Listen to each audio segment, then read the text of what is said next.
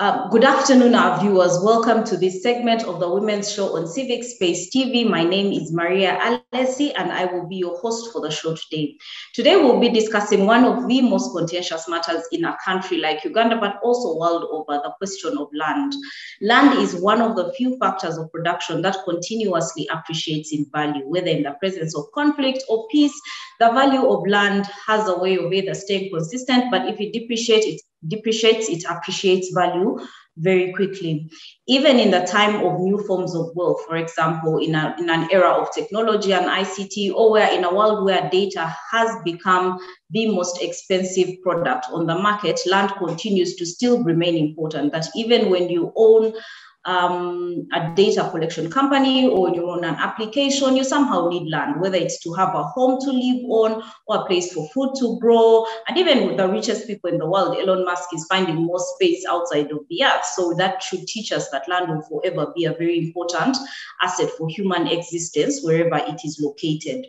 Uganda, as a matter of fact, is 231,000 plus square kilometers of land. Part of this land is arable, and another chunk of it is actually a water bodies, inland water bodies. So Lake Victoria, Lake Albert, the River Nile, and all the other water bodies that you're aware of. So land in Uganda is a very contentious matter because the vast majority of Uganda's population lives in the rural areas, but also depends on agriculture for their sustenance, but also as an income generating activity for both food and money. And in discussing the question of land, women are a very key stakeholders in the question of land. One, because they are a bigger population of Uganda, but also because women are the biggest participants in agriculture as a sector in Uganda. For very many years, women were excluded from ownership and decision-making processes when it came to land. Over the years, this has improved with changes in constitutional law, changes in social and economic factors, but also just because the world is evolving generally. And to discuss land in Uganda today, both as a social factor, but as a political and economic tool, because far often we don't realize that land is a very key political tool, especially in countries where agriculture is a very important part of the economy. So to share with us their thoughts, their ideas on land and the future of Uganda's land experiences, but also the current challenges and opportunities available, are a panel of amazing young women, brilliant women who are carving their way in Uganda's intellectual society as thought leaders on matters of land. Today, we are joined by Susan Baluka, who is legal advisor on strategic litigation at FIDA, Uganda. She is a lawyer. And we have Tricia Gloria Nabaye, who is a research associate at the Great Lakes Institute for Strategic Studies. My people, you are very welcome to the show. Tricia, you're muted. Susan, you're muted. So you have to unmute to say thank you to the rest of us. Thank you, Maria, for that introduction.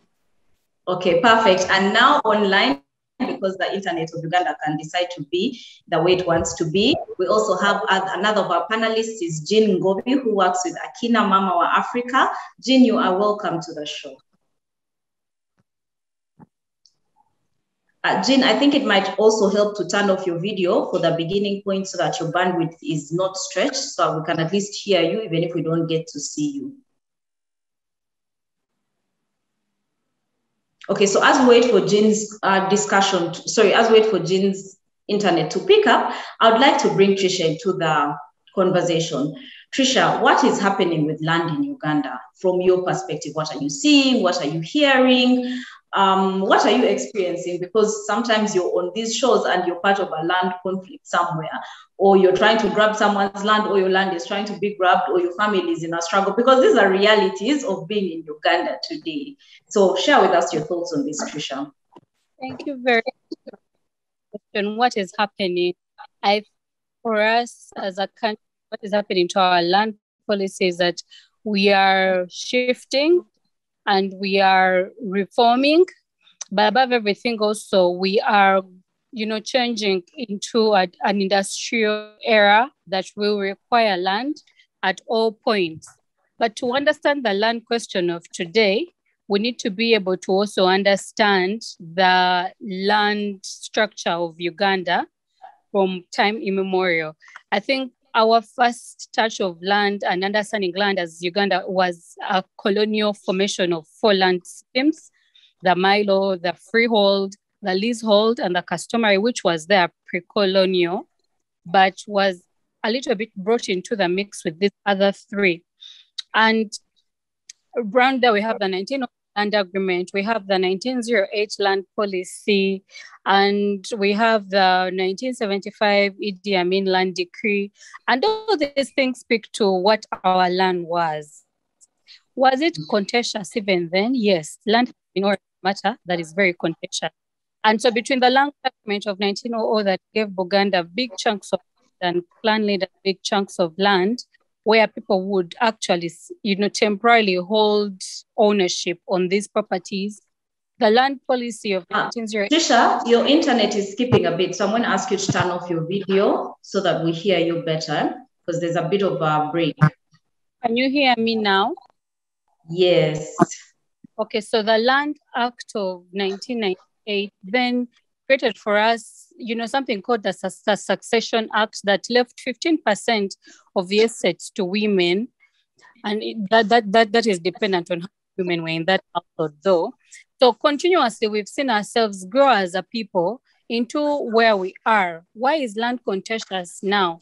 I think land is more contentious now because the rules of the game no longer apply. While the Constitution was the standard of operation for us in understanding the things about land, the unfair practices and the unfair realities that come with land are fast spent in our society now. Like, they are widely evident to us. And I think we are also growing as people. So today, when we look at lack of access of land, it's more of, a reality that speaks to societal responsibilities and obligations of production and production that are being curtailed. We are speaking of, the minority holding the bigger means of production, meaning they also hold the bigger chunks of land. And so in these disparities, we find ourselves at a point in time where we need to go back, sit and review not only our land policy, but also our Land Act, so that we can be able to understand, how do we equitably and equally distribute land, but then also how do we make sure that the majority of people who are women, who make up, I think they do 90% of the laboring on the land and contribute to the food basket, can also be able to not only own 20%, but own a better share of the land in Uganda. And that is where we are as a country. I would like to stop there for now. Okay, thank you very much, Tricia. And Susan, I'm going to come to you. Tricia has talked about reforming law, but also society changing. One of the key things that always comes up in the discussion about law generally in Uganda is the long, tedious, and expensive processes that come with any form of litigation work in the law. So when it comes to any form of litigation around land issues, on average, a case can last up to 7 years in court just trying to resolve a land dispute. Some people find themselves dead along the way, some are killed. And so that also increases the amount of pressure that exists. So how do we handle issues of power vis-a-vis the law? Because we've seen the law present in Uganda, like the laws might not be the worst available. We have fairly good laws, but then we have a system that's very difficult to get through. So how does this discrepancy between the requirements of the law, but then the tedious practice of using the law for justice affect land issues in Uganda? Thank you very much, Maria. I think with regard to the discrepancy between what the law says and then how it's applied in reality, I think it goes back to the issue of land administration and the different systems within which land is actually administered. So you find that we do have kind of dual system in Uganda. There are the different land committees, and then there is a court system, which are both systems that can be used for resolving any disputes over land. So when you talk about first and foremost the discrepancy in terms of what the law is and then what is on ground, there are so many factors that come into play. To begin with, for example, with different land committees, there is the issue of patriarchy. Much as the law tried to factor in aspects of gender in terms of making sure that there is no discrimination in terms of access to land on the basis of gender. When it comes to land administration at that level, we don't see a more deliberate effort in terms of putting women in those decision-making positions. So you find that even on that front, with regard to whatever gender efforts have been made in the law to promote equity when it comes to access to land, that gap is still there. And as Tricia has pointed out, the society we are living in is marred by a number of ills, including patriarchy. So you find that even within some of those land administrative systems that are supposed to be more communal, especially when it comes to handling disputes on customary land, there is the issue of patriarchy on that front. And of course, now when you look at the other side, the other form of land administration, the court system, of course, it goes without saying, we've had numerous complaints about corruption of judicial officers when it comes to these issues. As you rightly pointed out, there is the issue of what the law is, and then there is the aspect of the power dynamics that come with it, especially as Patricia has pointed out, we are trying so much to industrializing, we're in that phase where we are industrializing, we are trying to do a lot of engage in a lot of foreign investment to kind of build our capital income as a country. So you find that there are all those factors, what I would call capitalistic factors, that are affecting the delivery of justice within these land administrative systems. So personally, I think one of the ways in which some of the challenges that we are meeting in terms of land administration could be putting in place key performance indicators, especially for the judicial system, but also for the communal land justice systems. There are some countries like Malawi, for example, that have performance indicators for their judiciaries, such that instead of expecting a person to know even what procedures they should follow if they want to lodge a complaint about being treated unfairly when it comes to determination or adjudication of a land dispute, we put in place safety measures and safety nets. Of course, there is always that infinity question of who is going to be the monitor of the judiciary. But I think the buck has to stop somewhere. As a country, we really need to get to a point where we should understand that nobody's going to come and save us, and we need to start holding ourselves accountable and having ingenuity in the work that we're doing, especially in as far as it's related to administering land justice. Thank you very much, Susan. I like that you've raised the broader governance questions, because half of the time we think that land issues are somehow separate from the current political dispensation. And so I just want to bring in Jean at this point. So Jean, over the years, we've learned that land is actually a very, very political issue. I think one of the things that has clearly showed us that was in 2017, when there was a proposal to amend Article 26 of the Constitution, the one that provides for ownership of land and how the state can get involved in, and how the state can use land and the place of people in that process. One of the key issues that was raised by the state was the fact that government projects take too long because we're negotiating with people. Okay, so Jean says her connection is a bit terrible, so I'm going to throw this question at both of you, Tricia and Susan, right? So I'll start with you, Tricia. So government has given the excuse of long processes, whether it's the fact that Maria has refused to move her house from where the road is supposed to pass because she has a problem with compensation, or just the fact that, listen, I've lived here for 20 years. Why did you figure out somewhere else for the road to pass? So how do our broader governance challenges, our political issues, affect the administration of land? You talked about tenure systems, you talked about laws and policies. what is the space of political will and political awareness in dealing with the current challenges Uganda has when it comes to land? Thank you, Maria. And I think when it comes to the governance issues of land, more than anything, we need to, I think, appreciate the journey we've come as a country in implementation of things. There's a time you would have stuck on saying, no, I don't want to shift. And the process would, go into a longer time of waiting for you to decide and, compensating you in the goal. But as development pushes forward, we have losses and we have wins. And while the majority might lose, there is a minority that is winning.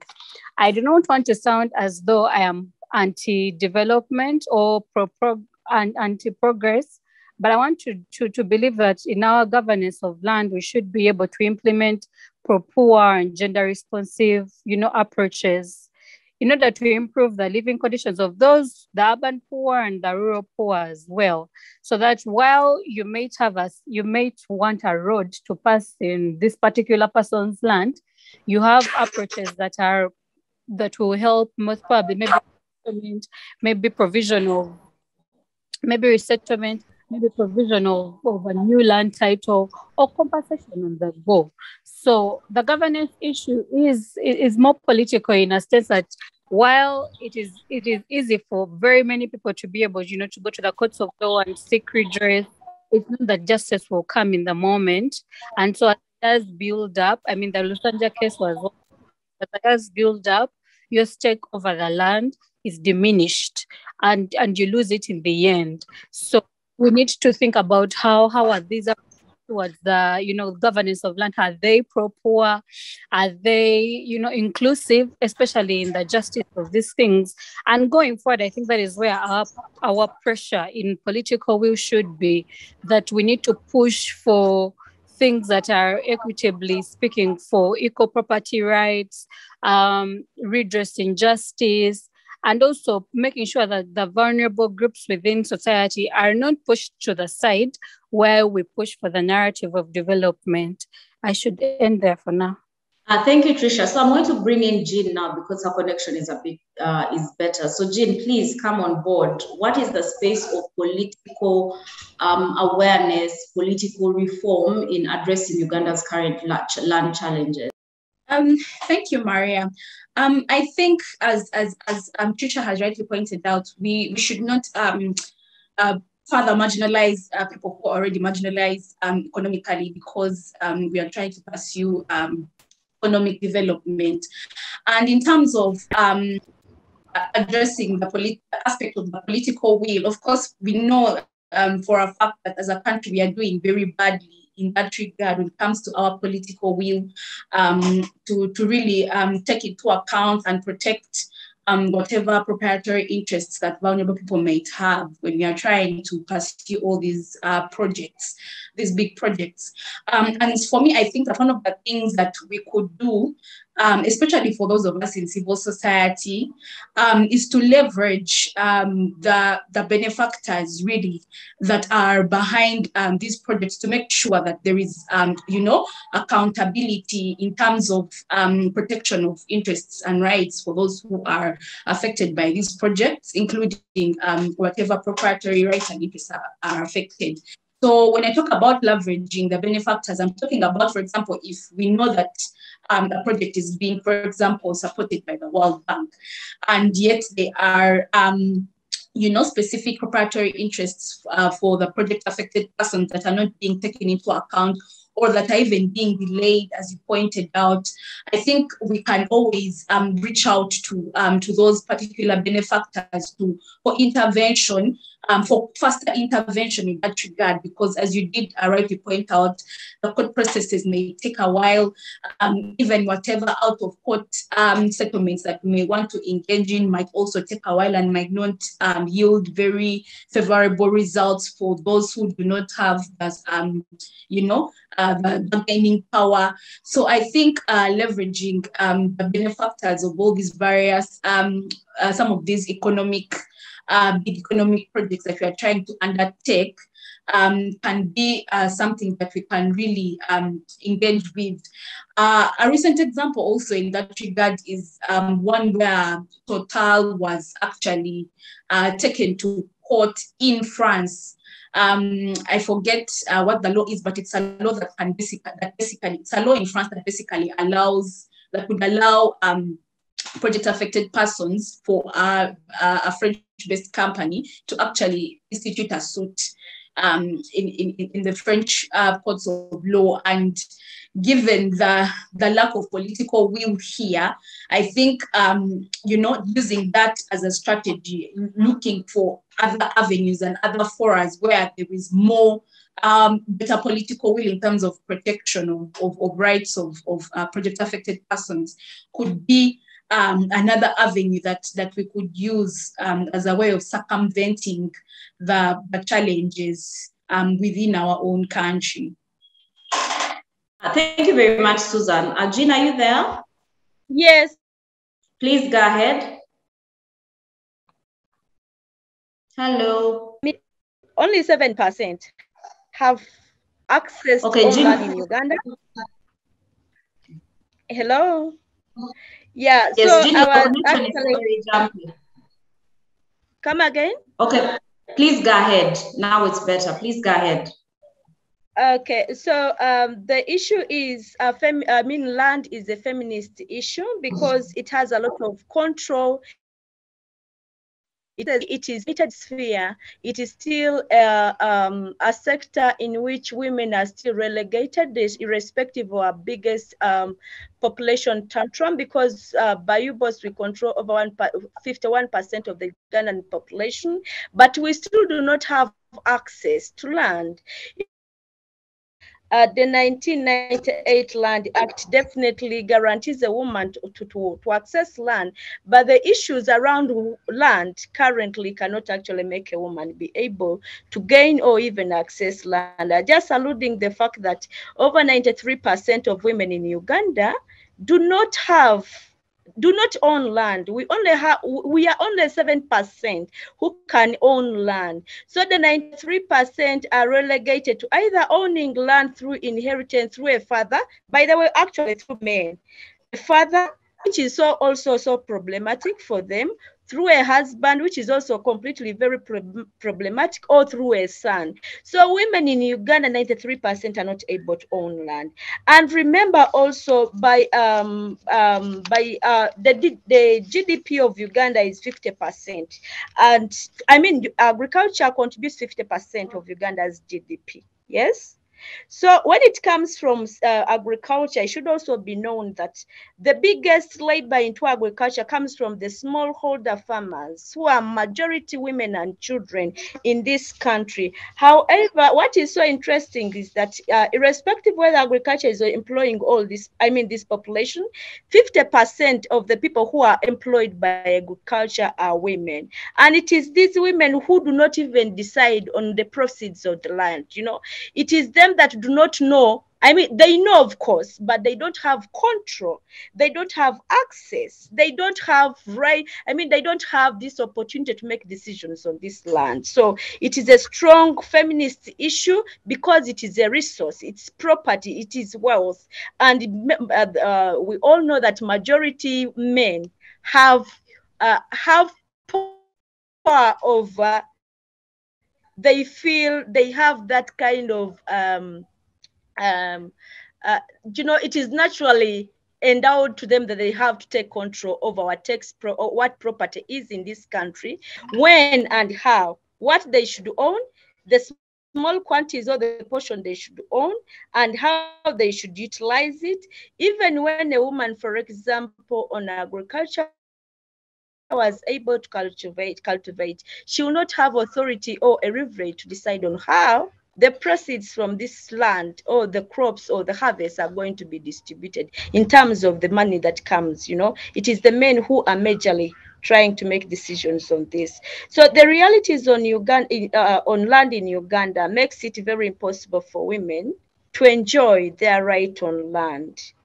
Even if the customary law allows us to own, but the factors that are prevailing currently do not make us able to leverage our potential on the land resource. So why is this happening? One, there is a lot of, the social cultural constraints, how we are socialized to think the practices on the property. They have to sanction on who should own and how land should be utilized, Even to maybe when I get married, I can be able to access land. It is not a given. Your property, it is usually built on that customary land, And at the end of the day, if a woman, if a man dies, for example, to leverage on land in Uganda, land is so problematic. Remember also by customary practices, through paying of bride price, through polygamy, a woman's access on property and security on land is reduced. First of all, she's made a property for a man, and therefore that is matrimonial land already. And at the same time, they are usually building it on the customary land. So retainers for a woman on this property becomes very hard for her. So where Jean, I'm going to interrupt you at that point. Yeah. I want to interrupt you right there on the issue of the bigger debate, right, of land, because we know that women have a struggle with ownership and control of land. To bring in the next question, how then do we engage? How then do we create more space within public spheres to engage women in the debate of land? Because we know that in APA, for example, it took women getting naked and rolling in the soil for people to listen to them, but they listened to them for that moment. But moving forward, everything went back to what it used to be exactly, right? Today, you have situations where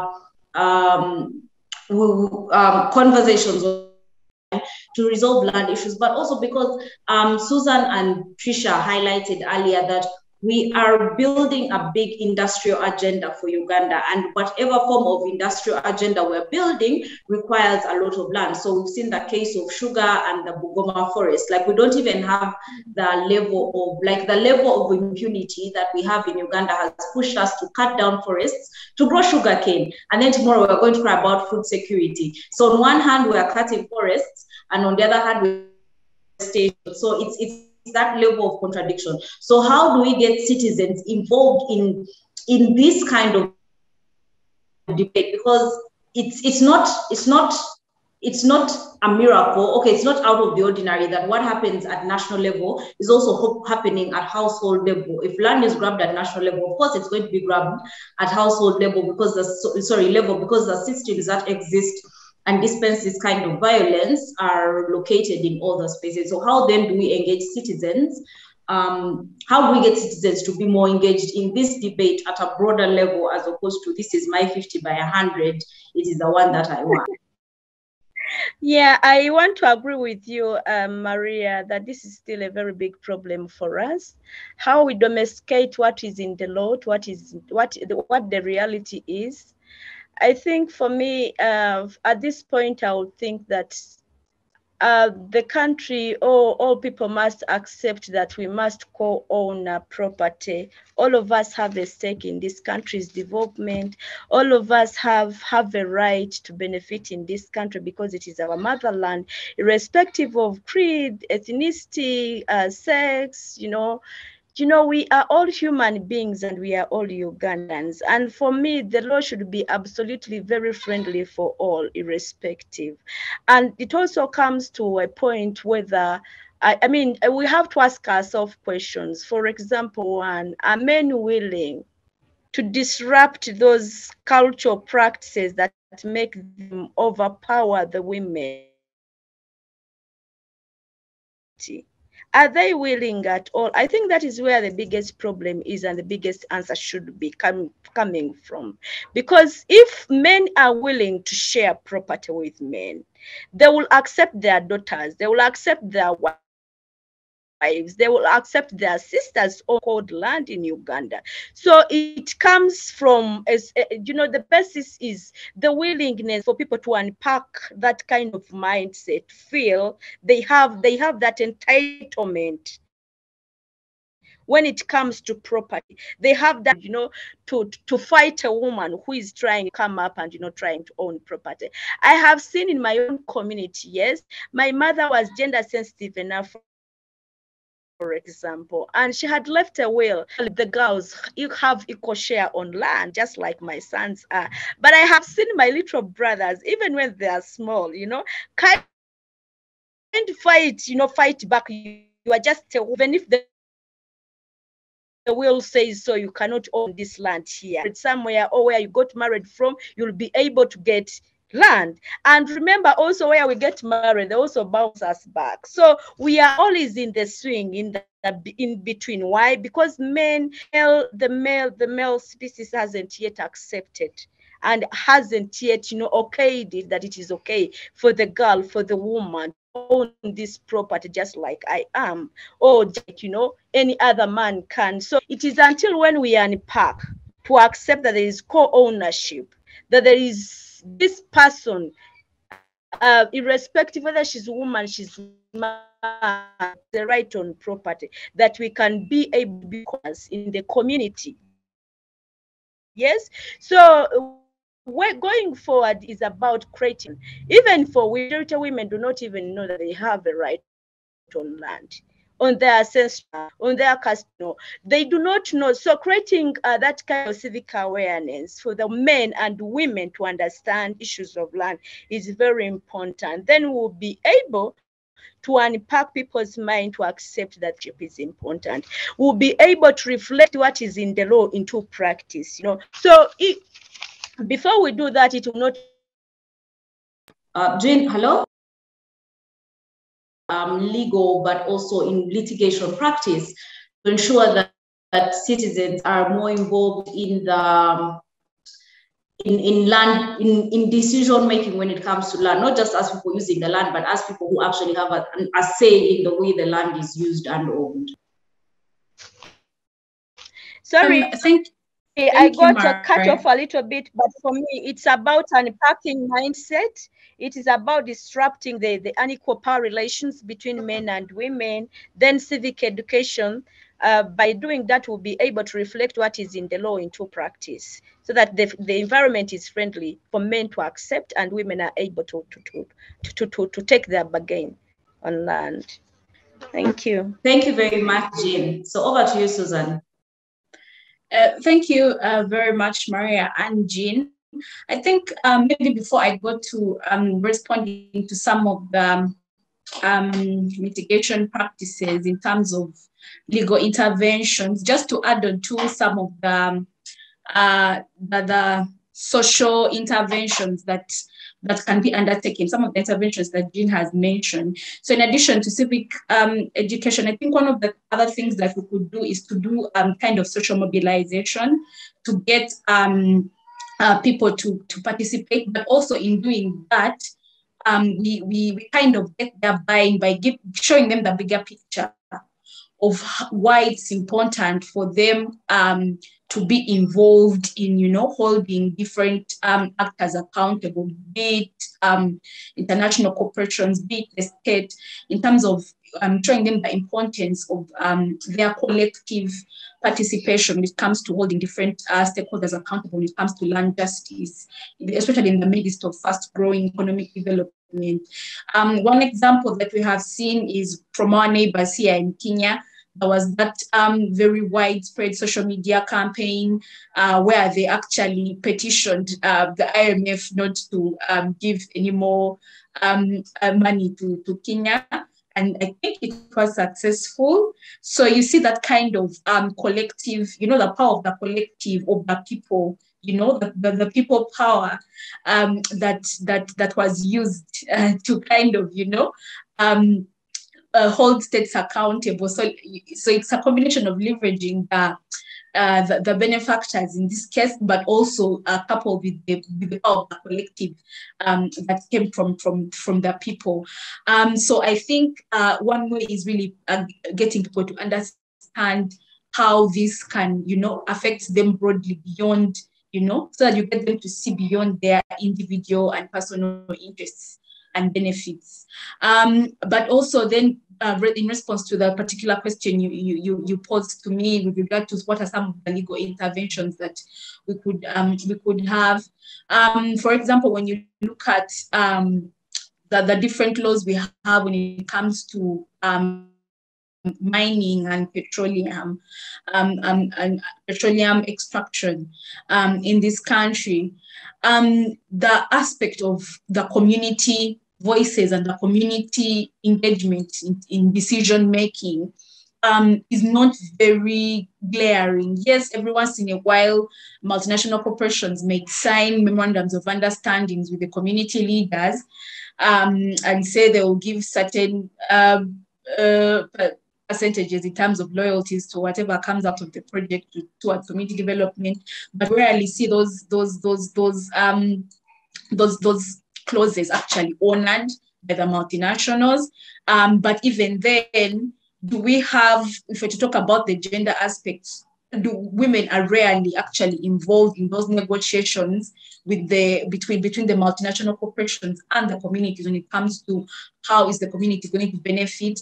The women are usually not involved in that. So I think in terms of community engagements, we can always have some of those laws amended, the Mining Act and the Petroleum Act amended to emphasize community participation and and to broaden the community decision-making power much more, and also to also expound on the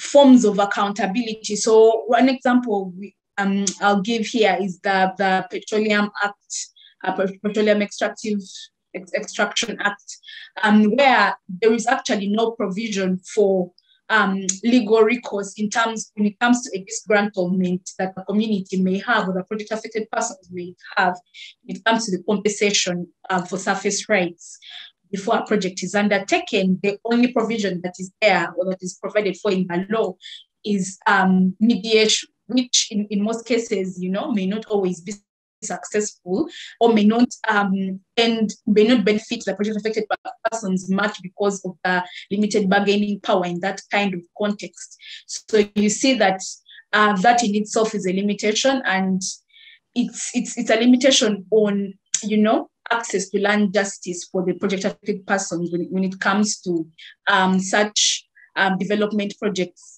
such as mining and oil extraction. So I think there is already a challenge to that in court, but I think it would be helpful to do more advocacy engagements to bring some of those issues to light, but also to put those that are in the positions to make those decisions on high alert some of these issues.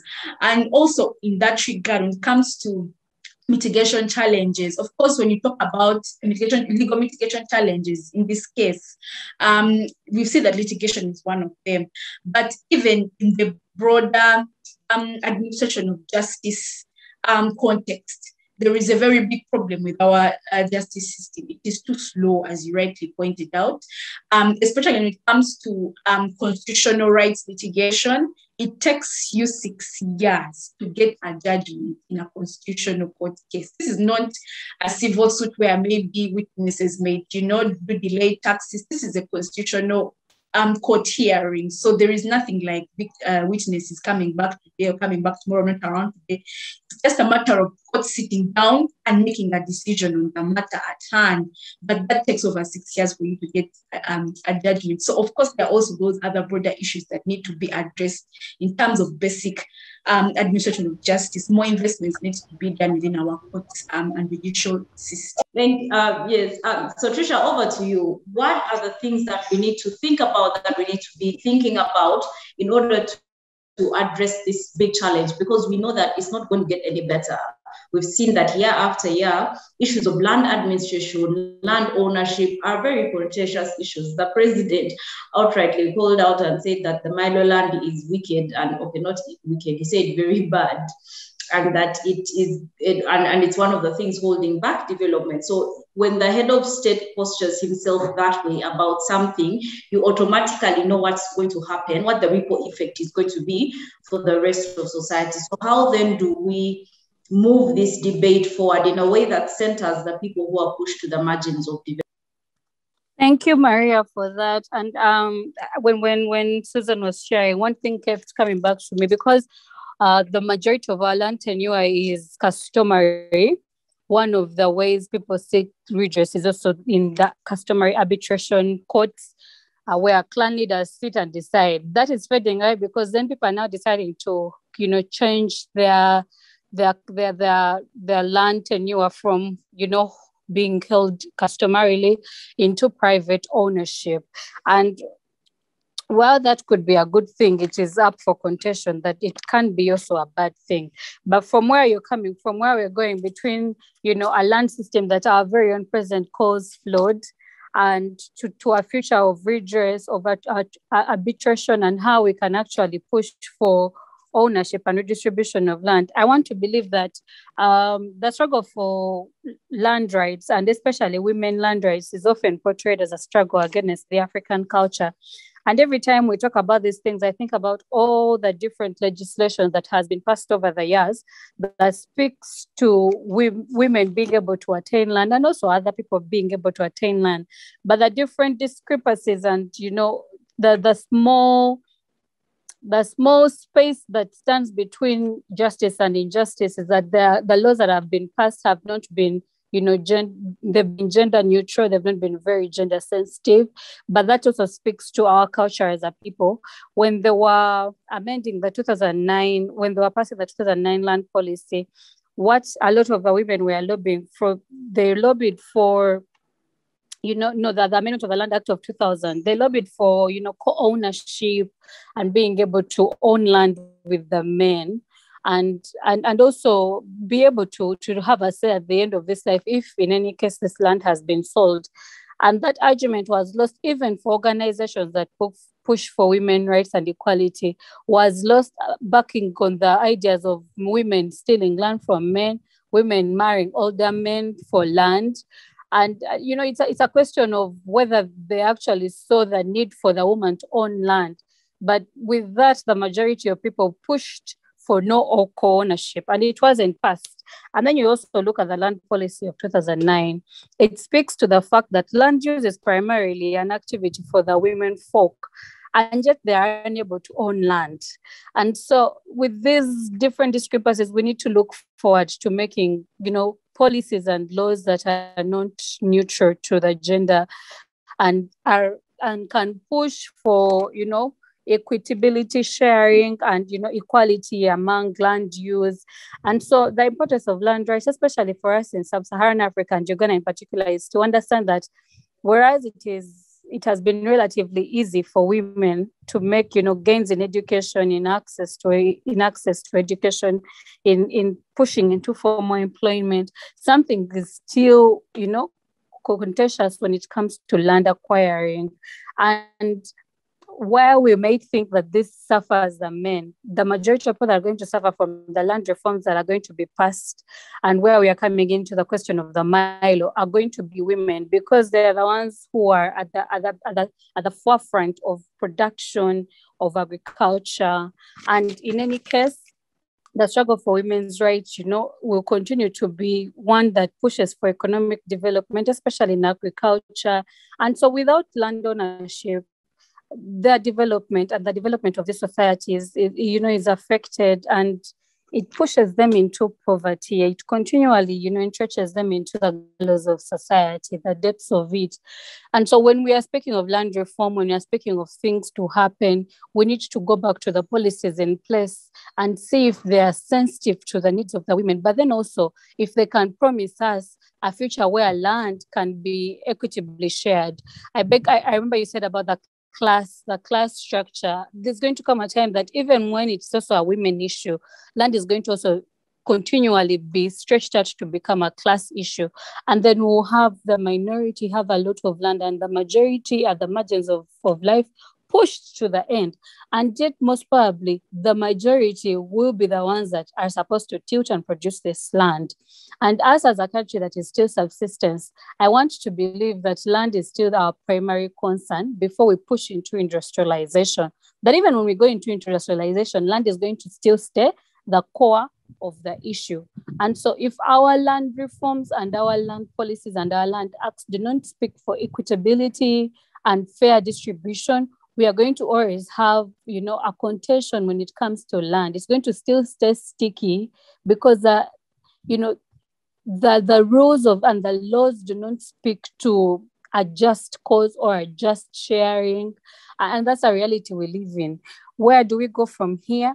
I think that is for us then to push and to, lobby for laws that are inclusive, for laws that are gender sensitive, and not just gender sensitive, but they speak to the bigger intersectionality of our community between, the widows, the orphans, we are a country that has polygamous families. How do different people in that polygamous entity have access to land? Do we still wish that 15% in the Succession Act that was left for women would be enough for 3 or 4 women that have been left in such a household? And then also, how do we speak to people that are cohabiting and yet they build together? So these are questions that we'll continually have to think about, especially in our reform of our Land Act. I am pretty sure the remarks of the president speak to a future where there's going to be a reform in the Milo land tenure system. Whether it will take ownership from the big clan members and from the Kabaka is a question only the president and his cabinet can answer for now. Let me stop here. Okay, thank you very much, Tricia. And Jean and Susan, unfortunately, we have run out of time. But from your conversation, there are key issues that I have picked out. One, there's a need to question the current systems and structures that exist. So we are questioning patriarchy as we know it. We are questioning capitalism as we know it, because capitalism has taught us that people with limited cash resource do not have a stake in the way the economy is structured or in participation. We also know how capitalism has influenced political outcomes for countries. That's why a One Hoima Sugar Limited can get an entire forest without thinking carefully about what it means for the future of the citizens of that area, the people living there. But also capitalism has systematically excluded people from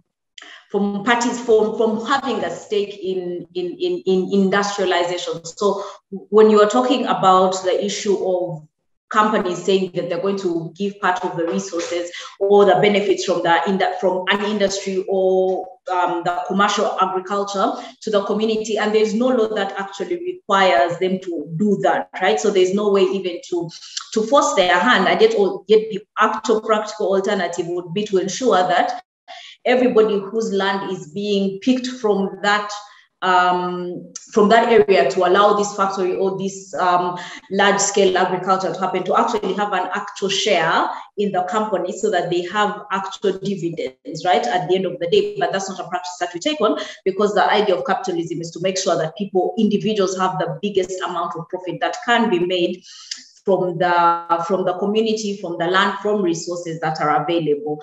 But I would like to thank you all very much for sharing your time, your knowledge, and your experience with us here on the Women's Show on Civic TV. We hope that the people in the audience have learned, and we hope that we will continue these discussions. Maybe in the future, we will then question if litigation through court structures and laws actually do work for people.